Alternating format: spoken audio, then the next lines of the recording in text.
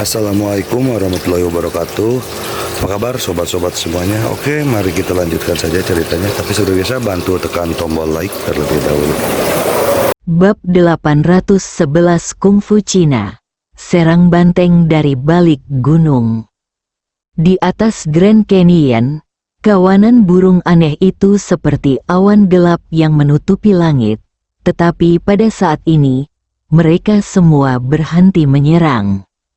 Mata yang dingin itu menatap ke arah Grand Canyon, dan mata beberapa burung aneh itu menampakkan ketakutan yang jelas. Di bawah, sosok tinggi dan ramping berdiri seperti dewa perang antara langit dan bumi, menjaga tanah Cina di belakangnya. Di depannya, Sevsky mengenakan baju zirah, dan 20 prajurit genetik di belakangnya juga berbaris dalam satu baris, melangkah maju dengan momentum sekuat gunung, seakan-akan mereka ingin membanjiri Chu Chen dengan momentum mereka. Chu Chen mengangkat kepalanya, melirik kawanan burung aneh di langit, lalu menatap Sevsky lagi. Mengejutkan, bukan? Sevsky berbicara lebih dulu. Matanya menyipit dingin, menatap Chu Chen. Kemampuan biro vulkan jauh melampaui imajinasimu. Menggunakan sekelompok binatang buas untuk menyakiti warga India yang tidak bersalah, Departemen Operasi Khusus kami malu dengan kemampuannya. Chu Chen menatap Sevsky. Berdasarkan informasi yang diterimanya, Jiang Yingtao menghilang saat menyelidiki kebenaran di balik manipulasi kawanan burung aneh tersebut. Jadi, jelas bahwa hal itu terkait dengan biro vulkan di depannya. Chu Chen tentu tidak akan begitu naif untuk langsung meminta Sevsky menyerahkan Jiang Yingtao. Saya mendengar bahwa orang di depan saya ini memegang jabatan tinggi di biro vulkan. Jadi, ambil saja dulu. Chu Chen bergegas maju lebih dulu. Di belakangnya, banyak prajurit perbatasan China menatap ke depan dengan saksama. Mereka baru saja menyaksikan kekuatan Chu Chen. Namun lawan Chu Chen adalah tim pasukan khusus genetik dari Biro Vulkan yang dipimpin oleh seorang pemimpin tim tingkat S. Ini dapat dikatakan sebagai salah satu tim tempur paling elit di Biro Vulkan. Seorang pemimpin tim tingkat S, dengan dukungan tim tempur seperti itu, seorang ahli pernah menganalisis bahwa tidak ada satu kekuatan pun di dunia yang dapat bersaing dengan kombinasi seperti itu. Gao Wei juga diam-diam berkeringat dingin. Kakek Bai, apakah menurutmu Dr. Chu bisa menang? Bai Xiaoyun berlumuran darah, tetapi luka-lukanya tidak serius. Dia hanya sangat kelelahan, dan hanya ada luka-luka dangkal di tubuhnya, yang tampak sedikit mengejutkan. Pada saat ini, dia melirik Gao Wei. Sekarang semua orang memanggilnya pahlawan Bai. Tetapi anak ini masih terus memanggilnya kakek Bai. Pertanyaanmu sebenarnya? Bai Xiaoyun menggelengkan kepalanya. Seharusnya kau bertanya, berapa menit yang dibutuhkan Chu Chen untuk menyelesaikan pertempuran ini? Mendengar ini, Gao Wei tidak dapat menahan diri untuk tidak menarik napas dalam-dalam. Maksud kakek Bai, Dr. Chu dapat mengalahkan musuh di depannya sendirian. Lalu berapa menit yang dibutuhkannya untuk mengakhiri pertempuran? Tanya Gao Wei. Bai Xiaoyun menatap ke depan. Aku tidak tahu. Gao Wei, tiba-tiba terdengar ledakan seru di Grand Canyon. Ketika semua orang mengira Dr. Chu akan terus menyerang lawannya dengan jarum perak, Dr. Chu tiba-tiba menyerbu ke arah Sevsky dengan tangan kosong. 20 anggota tim operasi khusus genetik di belakang Sevsky dengan cepat mengepung Chu Chen. Mereka tidak takut dengan jarum perak Chu Chen. Menurut mereka, tim perang khusus genetik hanyalah musuh bebuyutan Chu Chen, karena tidak ada celah sedikit pun di baju besi mereka. Selama mereka melindungi mata mereka, jarum perak Chu Chen tidak akan bisa berbuat apa-apa terhadap mereka. Dalam kasus ini, mereka bahkan mengenakan kacamata untuk memastikan keselamatan. Seruan dari orang banyak itu berasal dari pukulan Chu Chen yang mengenai salah satu anggota perang khusus genetik di dada, namun tidak menyebabkan penyok pada baju besi lawan. Tinju Dr. Chu tidak bisa melakukan apapun pada armor Vulcan Bureau. Momen ini membuat hati orang-orang menegang dan mata mereka terbelalak. Tetapi apa yang terjadi selanjutnya, setelah Chu Chen melepaskannya, sungguh mencengangkan. Baju zirah anggota pasukan khusus genetik itu tidak rusak sama sekali. Tetapi ia terjatuh ke belakang ke tanah dengan keras dan kehilangan kesadaran. Sevsky juga terkejut. Pelindung baju besi adalah salah satu hal yang paling merepotkan bagi musuh tim perang khusus genetik. Tetapi pada saat ini, itu masih tidak layak disebutkan di depan pria di depannya. Dia bahkan tidak perlu menghancurkan baju besi itu untuk mengalahkan orang di dalamnya. Ada juga anggota tim perang khusus genetik yang menolak untuk percaya pada kejahatan dan bergegas maju. Chu Chen meninju. Demikian pula, baju besinya tidak rusak sama sekali. Tetapi organ dalam orang yang ada di dalamnya hancur. Ledakan, ledakan, ledakan, tanpa usaha apapun, 10 anggota tim perang khusus genetik terjatuh ke tanah. Semua satu pukulan, yang lainnya mundur dengan ekspresi ngeri.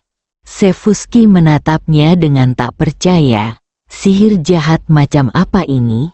Chu Chen bertubuh tinggi dan kuat, menatap Sevsky, suaranya sekeras guntur, kungfu Tiongkok, pukul banteng melintasi gunung.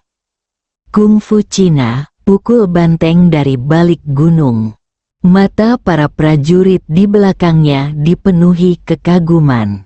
Ketika Chu Chen mengalahkan anggota tim perang khusus genetik ini satu persatu, 4 kata ini muncul di benak mereka.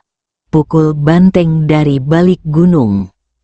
Namun, yang tidak pernah saya bayangkan sebelumnya adalah bahwa menembak banteng dari balik gunung benar-benar ada dan luar biasa dahsyatnya.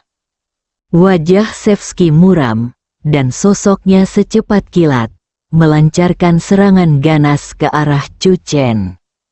Huang Gohua mengingatkan Chu Chen dari belakang, dan melafalkan informasi Sevsky dengan keras. Sevsky, pemimpin tim tingkat S dari Biro Vulcan, kekuatannya sebanding dengan seorang prajurit di alam Qi. Dia. Suara Huang Gohua tiba-tiba berhenti, menatap kosong ke depan.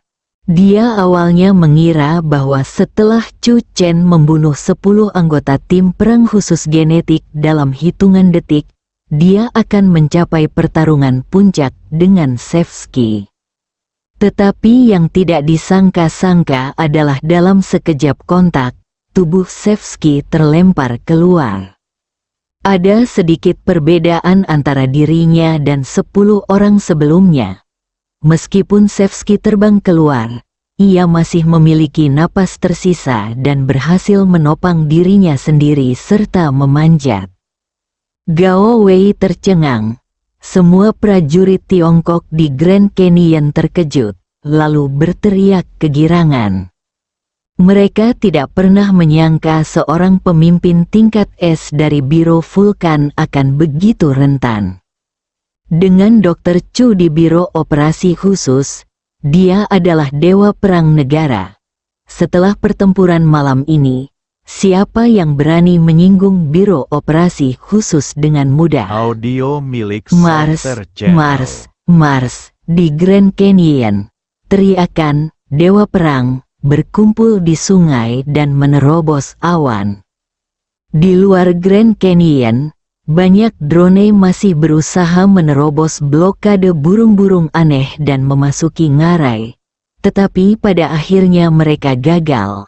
Ketika suara God of War terdengar mengguncang bumi, mereka menjadi semakin penasaran, seperti semut yang tak terhitung jumlahnya merangkak, gatal, dan benar-benar ingin tahu apa yang terjadi di dalam Grand Canyon. Di Grand Canyon, wajah Chu Chen muram, dan dia sudah berjalan di depan Sevsky. Ekspresi Sevsky menampakkan rasa takut yang amat sangat, dan di bawah tekanan nafas Chu Chen, dia pun ambruk dan terduduk di tanah. Ia tidak pernah menyangka lawannya malam ini akan begitu kuat. Biro Operasi Khusus, kapan orang yang melampaui 3 pahlawan Truman muncul? Kau tidak bisa membunuhku. Sevsky benar-benar panik. Bibirnya terus bergetar, dan dia ingin menamparkan dirinya sendiri. Mengapa dia berlari ke Grand Canyon, dan berjalan ke mulut harimau? Saya punya pengintai dari Departemen Operasi Khusus Anda di tangan saya. Bab 812 orang baik. Mata Chu Chen tiba-tiba memancarkan cahaya yang sangat dingin. Dia melangkah maju dan menginjak dada Sevsky. Suara tulang patah yang tajam pun terdengar. Sevsky menjerit, keringat dingin membasahi dahinya. Dia membuka matanya dengan susah payah dan menatap mata Chu Chen. Chu Chen menatap Sevsky dari atas. Kau mengancamku dengan nyawa seorang pengintai operasi khusus. Kau hanya mempermalukan pengintai operasi khusus kami. Jantung Sevsky bergetar hebat dan wajahnya pucat. Dia tidak menyangka bahwa chip di tangannya ternyata tidak berharga.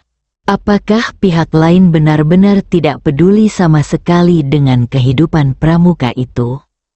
Saya tidak percaya. Sevsky menggertakkan giginya. Tatapannya tajam. Kalau begitu, biarkan pramuka cantik itu menemani kita dalam perjalanan. Jika kau ingin pergi, kau bisa melakukannya sendiri. Aku tidak tertarik untuk pergi bersamamu. Sebuah suara terdengar dari belakang. Jiang Yingtao berjalan cepat, bersama Xiao Feng, Si Tu Jing dan yang lainnya di sampingnya. Jiang Yingtao menatap Chu Chen sambil tersenyum. Wajah dingin Chu Chen langsung mencair, dan sebuah senyuman muncul di wajah tegasnya. Saudari Tao. Sebuah batu besar jatuh dari hati Chu Chen. Apa yang paling dikhawatirkannya adalah keselamatan Jiang Yingtao. Setelah turun dari helikopter, Chu Chen menerobos masuk, bahkan menjatuhkan Sevsky dengan satu pukulan.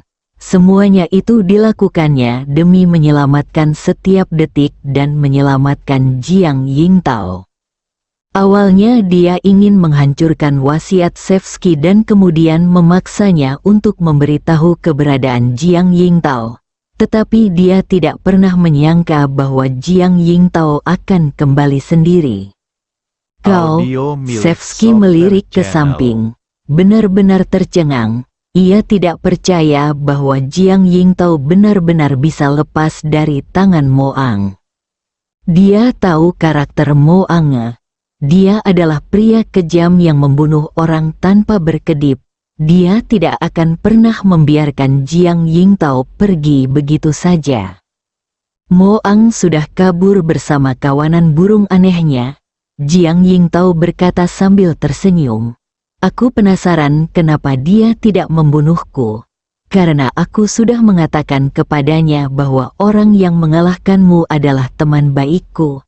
Jika dia membunuhku, dia akan terus diburu oleh teman baikku. Demi bertahan hidup, dia memutuskan untuk melepaskanku dan membeli lebih banyak kesempatan untuk bertahan hidup. Sevsky tampak pucat. Chu Chen mengangkat sudut mulutnya.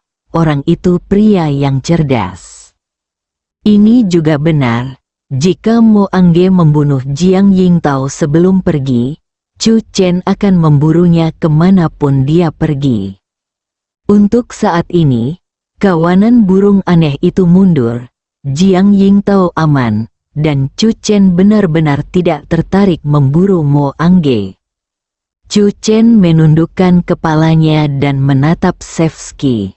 Sevsky tiba-tiba merasa seolah-olah kematian telah datang, dan seluruh jiwanya mulai gemetar. Sebelum dia bisa memohon belas kasihan, Chu Chen tiba-tiba mengerahkan tenaga dengan kakinya, dan mata Sevsky membelalak dan dia berhenti bernapas. Melihat tubuh Sevsky, para prajurit Grand Canyon merasa seolah-olah sedang bermimpi. Pemimpin tim perang khusus genetik tingkat S dari Biro Vulkan sebenarnya terinjak-injak sampai mati di ngarai terpencil ini. Membunuhnya semudah menginjak semut. Tak lama kemudian, sorak-sorai terdengar di Grand Canyon. Tanpa halangan dari burung-burung aneh, drone-drone di luar perlahan-lahan terbang masuk. Rekaman yang ditangkap sungguh mengejutkan. Kawanan burung aneh itu meninggalkan sejumlah besar bangkai, mewarnai sungai menjadi merah. Selain bangkai kawanan burung aneh itu, ada lebih dari selusin mayat, semuanya mengenakan baju besi.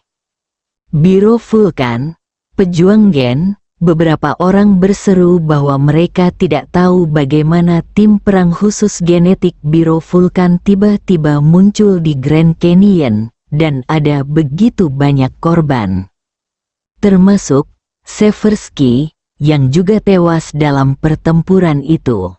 Beberapa anggota tim perang khusus genetik yang tersisa terjatuh ke tanah, merasa seolah-olah mereka masih dalam keadaan syok. Pertarungan telah berakhir, namun, gambaran akhir perang ini meninggalkan banyak orang dengan pertanyaan. Jenderal Salaman memimpin grup Brahma dan juga muncul di Grand Canyon. Ketika dia melihat tubuh Sevsky, hati Salaman terkejut dan dia melihat ke arah Chu Chen dan yang lainnya. Salaman mengetahui hubungan antara Sevsky dan sekelompok burung aneh. Kini setelah Sevsky tewas dalam pertempuran dan kawanan burung aneh itu telah mundur, Salaman tahu persis apa artinya ini. Sambil memerintahkan pelacakan keberadaan kawanan burung aneh itu, ia memimpin anak buahnya ke Grand Canyon, hanya untuk mencari tahu apa yang terjadi. Biro Vulkan adalah tim yang bagus. Huang Gohua keluar untuk bernegosiasi dengan Salaman dan berkata dengan penuh emosi. Ketika sekelompok burung aneh itu dengan panik mencoba menyerang perbatasan Gunung Qiangla, tim Biro Vulkan mengabaikan keselamatan mereka sendiri dan berjuang keras untuk membunuh sekelompok burung aneh itu. Pada akhirnya, hanya ada beberapa orang yang tersisa dari tim yang terdiri dari 21 orang. Huang Gohua mendesah. Wajah Salaman berusaha keras menahan kedutan. Sevsky juga orang baik. Huang Gohua tidak peduli dengan ekspresi Salaman dan berkata dengan suara yang dalam, Biro Vulkan bertempur dengan gagah berani dalam pertempuran Grand Canyon malam ini. Kami ingin mengucapkan terima kasih dan mengundang anggota tim Gen yang tersisa untuk kembali bersama kami sebagai tamu.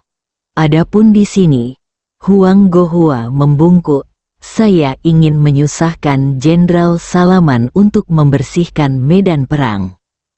Huang Gohua memandang anggota tim genetik yang tersisa, dan wajah mereka berubah drastis pada saat yang sama.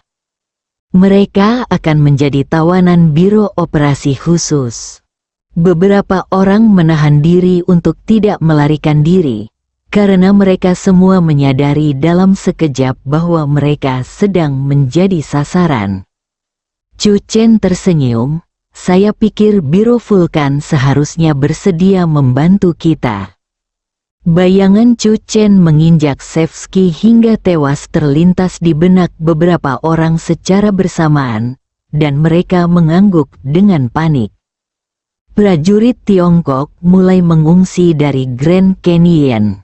Chu Chen, Jiang Yingtao dan yang lainnya berjalan di ujung.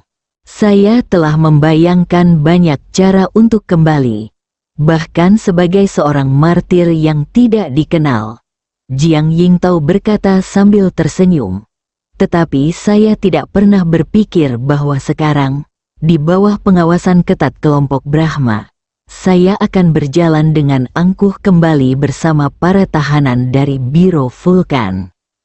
Situ Jing menegakkan dadanya dan berkata, Saudari Tao, aku merasa pinggangku yang lama lebih tegak dari sebelumnya. Jiang Yingtao meliriknya dan berkata, sulit untuk melihat naik turunnya bahkan jika kamu bersikap seperti itu. Situ Jing, ini terlalu berlebihan. Chu Chen tidak dapat menahan diri untuk tidak melirik Jiang Yingtao dari sudut matanya tanpa bersuara. Dia punya modal untuk mengolok-olok Situ Jing. Di Grand Canyon, kelompok Brahma menyaksikan sosok Chu Chen dan yang lainnya berangsur-angsur menjauh hingga menghilang. Akado tersadar dengan kaget. Bibirnya sedikit gemetar. Jenderal Salaman, bagaimana Biro Operasi Khusus bisa begitu kuat? Jenderal Salaman tampak lebih serius daripada sebelumnya. Setelah sekian lama, dia menggelengkan kepalanya dan mendesah. Mulai hari ini, fokus kelompok Brahma adalah menemukan kelompok burung aneh yang telah diusir.